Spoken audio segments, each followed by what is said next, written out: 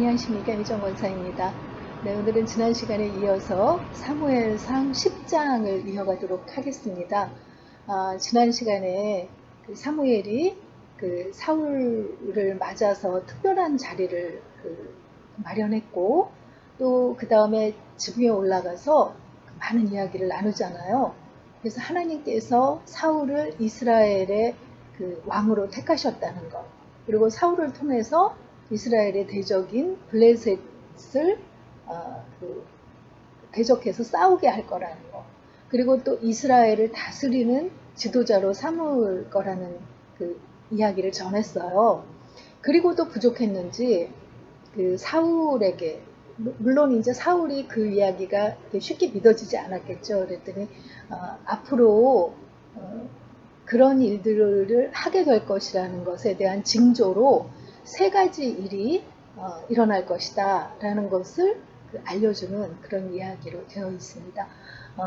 그 사무엘이 알려준 대로 그 징조들이 그대로 이루어짐으로써 하나님께서 사울을 이스라엘의 초대 왕으로 삼으시는 것이 분명해지는 그런 장이죠. 또 사무엘이 사울에게 기름을 부어서 이스라엘의 왕으로 이제 정식으로 세우는 그런 내용이 들어있는 장이기도 합니다. 사무엘이 사울을 떠나보내면서 그에게 기름을 부었다고 기록을 하고 있어요. 기름을 부었다는 것은 사울을 이스라엘의 왕으로 하나님이 세우셨다 하는 그런 이제 인정하는 그런 행위죠. 성경에서 제일 처음에 기름을 붓는 것이 기록된 것은 출애굽기에서 아론을 대제사장으로 세울 때 모세가 아론에게 기름을 붓는 그런 의식을 통해서 제사장 직분을 감당하게 했죠.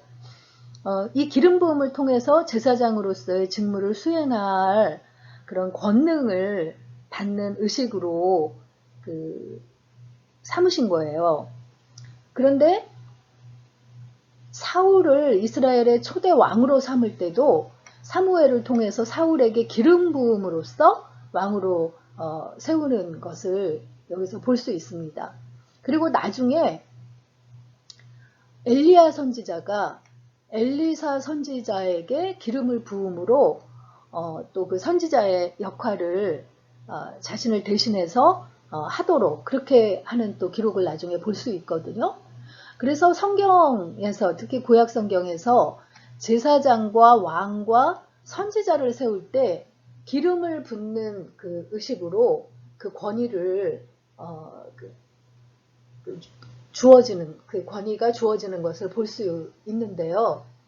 나중에 우리 예수님도 메시아로서 기름 부음을 받았다 하는 그런 표현을 우리가 볼 수 있잖아요. 메시아라는 그 뜻 자체가 기름 부음을 받은 자라고 하는데 예수님은 제사장으로서, 왕으로서, 선지자로서의 모든 그런 역할을 감당하시는 그런 메시아로 기름 부음을 받게 되는 것을 볼 수 있습니다.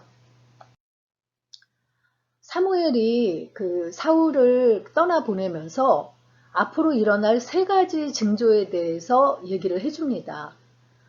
베냐민 지파의 경계 베들레헴에 가까운 라헬의 묘실 곁에서 아버지가 보낸 2 사람을 만날 텐데, 이제 암나기들은 벌써 찾았는데 며칠째 집에 돌아오지 않는 아들과 종을 걱정하고 있다고 이렇게 말하는 2 사람을 만나게 될 것이다 하는 게 첫 번째 징조라고 이야기하고요. 2번째 징조는 다볼의 상수리 나무에서 베델로 올라가는 날, 아마 베델에 이제 하나님의 제단이 있었을 거라고 학자들은 보고 있는데, 순례자 3사람을 만나는데 그들이 내게 무난하고 가진 예물을 염소 새끼와 떡과 포도주의 일부 떡 2덩이를 너에게 줄 것이다.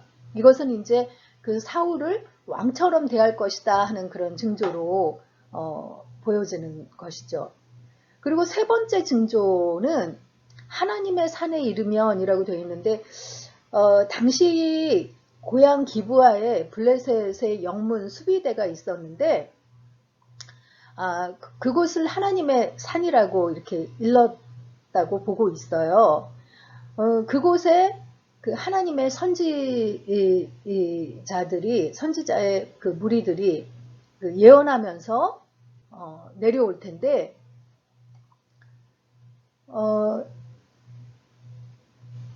사울에게도 그 하나님의 영이 크게 임해서 그때 사울이 변하여 새 사람이 될 것이다 라고 그 세 번째 징조를 알려줍니다. 변하여 새 사람이 된다. 이게 이제 오늘날에는 우리가 중생의 의미로 이야기를 하는데 사울이 변하여 새 사람이 된다는 건 굉장히 담대한 그런 그 왕이 되는 그런 자질을 갖는 그런 지도력이 있는 사람으로 변할 것을 예언하고 있는 그런 이야기죠. 그러면서 이런 징조가 내게 임하면 그 후 길갈로 내려가서 7일간을 기다리면 사무엘이 가겠다라고 이렇게 이야기를 해요. 사무엘을 떠날 때 사울에게 하나님이 새 마음을 주시고 그날 세 가지 징조도 사무엘이 이야기한 대로 실제로 다 응하게 됩니다. 특히 세 번째 예언했던 징조를 더 자세하게 설명을 하고 있는데요. 그들이 그 하나님의 산에 이르렀을 때 선지자의 무리가 영접하고 하나님의 영이 사울에게까지 크게 임해가지고 사울까지 예언을 했다고 이렇게 돼 있어요. 그래서 그때부터 사울도 선지자들 중에 있느냐 하는 그런 속담까지 생겼다고 기록을 하고 있습니다. 이런 징조가 생기면 이제 사울이 하나님의 택하심을 받아 이스라엘의 왕이 되는 것을 알아라 라고 그때 보여줬던 그런 이야기죠. 그렇게 하고 집에 돌아왔는데 그 새롭게 된 그 사울에게서 뭔가 다른 분위기가 느껴졌던 모양이에요. 그래서 그 사울의 숙부가 여기 넬이라고 나오는데 숙부라 하면 이제 아버지가 기스고 아버지의 형제죠. 그래서 그 숙부 넬이라고 나오는데 나중에 사울의 군대 장관으로 일하게 되는 아브넬의 아버지예요. 그래서 사울과 그 군대 장관인 아브넬이 사촌 관계가 되고 지금 그 넬의 이제 조카가 되는 거죠.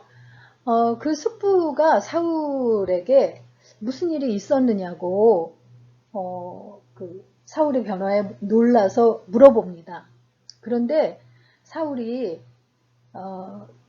그 나귀를 못 찾아서 선지자 사무엘에게 갔었는데 암나귀를 이미 찾았다고 들어서 돌아왔다고 그 이야기만 하고 그 왕이 되겠다, 뭐 나라를 다스리는 자가 되겠다 하는 그런 일에 대해서는 침묵합니다.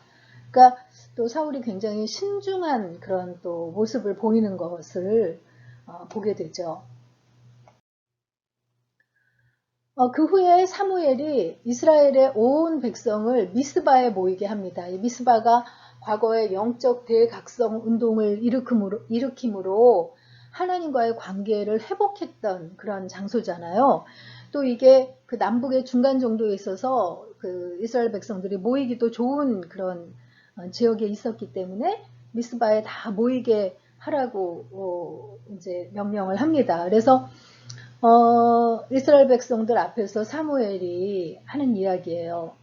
하나님께서 이미 우리의 왕이 되셨음에도 너희들이 그 새로운 왕을 뽑아달라고 그렇게 요구하니까 이제 그 요구대로 왕을 세울 테니 지파당 1000명씩 앞으로 나오라 이렇게 해서 1000명 중에서 또 이렇게 그 뽑힌 지파가 나오고 그래서 최종적으로 베냐민 지파가 뽑혔는데 결국은 마지막에 사울이 뽑히게 됩니다. 이렇게 그 사람들 뒤에 짐들이 있는 뒤에 숨어져 있는 사울을 결국은 택하게 돼요.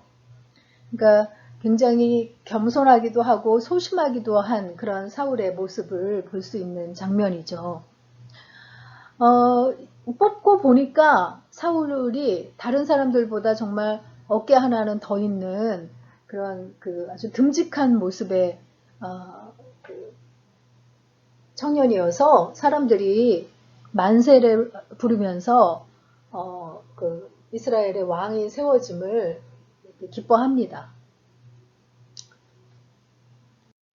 그래서 사무엘이 그 왕의 그 제도, 나라의 제도를 백성들에게 알려준 다음에 그것을 책에 써서 주 앞에 보관하여 두고 온 백성은 각자의 집으로 돌아가게 합니다. 그리고 사울도 기브아, 아까 그 기브온 그 바로 옆에 있는 기브아에 있는 자기 집으로 그 돌아가는데요.